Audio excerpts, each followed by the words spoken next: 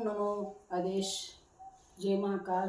भक्तांनो, शिवभक्तांनो, बंधू भगिनींनो, तर नाथ यूट्यूब चॅनलमध्ये आपलं स्वागत आहे. तर मी आज व्हिडिओ घेऊन आलेली आहे. सर्वांचं मला विचारायचे, ताई आम्हाला अशी अडचण येते, कुठं काम करायला गेल्यावर काम होत नाही, पुढचा माणूस आम्हाला बोलवतो, परत गेल्यावर नाही म्हणतो, किंवा आमचे कशाचे काम होत नाही, तर कशाचेच म्हणजे कोणतेच कामं करायला गेले चांगले होत नाही, तर कशामुळं होत नाही.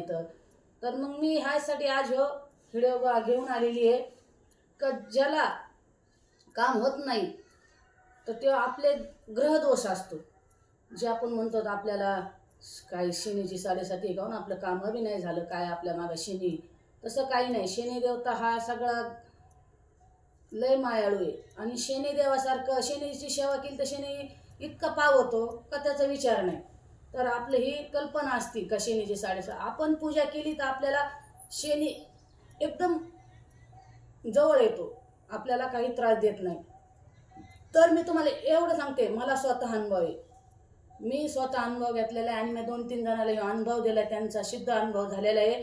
तर तुम्ही फक्त रोज सूर्यदेवाला तांब्याच्या तांब्यामध्ये लाल फूल घ्यायचं आणि अक्षता घ्यायचं, हळदी कुंकू टाकायचं आणि सूर्याला पाणी सोडायचं. ओम सूर्यदेवाय नमः, ओम सूर्यदेवाय नमः, नाही तर ओम भास्कराय नमः, हे मंत्र कोणचाही बोला. तर तेवढं बोलून दूध घ्यायचं, आपलं दूध 1 कप घ्यायचं, 1 ग्लास नाही घेतलं 1 कप घ्यायचं, त्यात हळद टाकायची थोडी.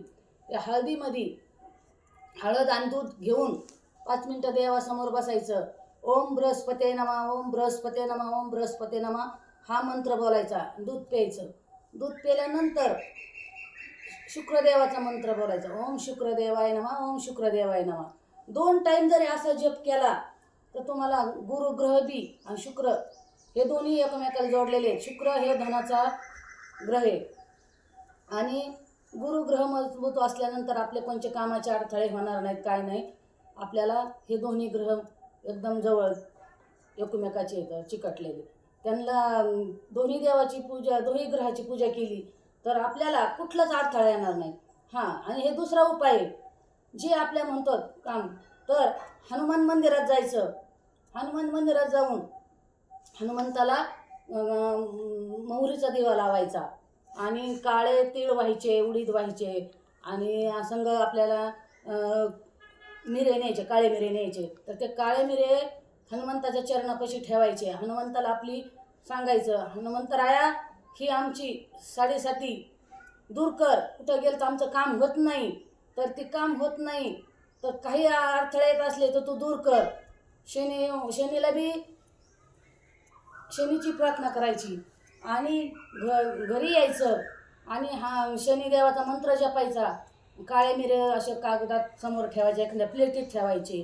शनिदेवाचा मंत्र जपायचा, हनुमान चालीसा वाचायचा, हनुमंताचा मंत्र, परत रामाचा मंत्र घ्यायचा. आणि हा मंत्र घेतला ना, हनुमंताचा मंत्र कोणता घ्यायचा? ओम हान हनुमते नमः, ओम हान हनुमते. तर ओम नमो भगवते रुद्राय हा मंत्र जरी घेतला आणि त्या लवंगावर लवंग आणि इलायची ही आपल्याजवळ नेहमी ठेवायची आणि हे काळे मिरे आणि त्यातले 4 काळे मिरे घ्यायचे. 4 काळे मिरे घेतल्यानंतर ते 4 रस्त्यावर जायचं. एक ह्या बाजूला टाकायचं, एक ह्या बाजूला टाकायचं, एक समोर टाकायचं, एक पाठीमागे टाकायचं. घरी यायचं, हातपाय तोंड धुवायचं आणि आपण रामाचं श्रीराम जय राम जय जय राम, श्रीराम जय राम जय जय राम. बघा तुम्हाला नक्की रिझल्ट येणार. तुम्हाला कुठं काही जायची गरज नाही, कुठं कोणाकडे बघायची गरज नाही. तुम्ही हे करा, तुमचे ग्रह मजबूत झाले तर तुमचे सारे कामं होतील. नाही तुम्ही काही केलं तर आपल्या ग्रहाला जास्त कमतरतापणा येते आणि मग आपल्याला ती 7.5 मागं लागते. त्याच्यामुळं तुमचं जर काम करायचंच असलं तर हे तुम्हाला एवढं करावं लागणार आहे. आणि हे फक्त शनिवारीही करायचं, काळ्या मिऱ्याचं 11 शनिवार. आणि हे जर सूर्याला पाणी हे रोज घालायचं आणि हे मंत्र रोज जपायचा.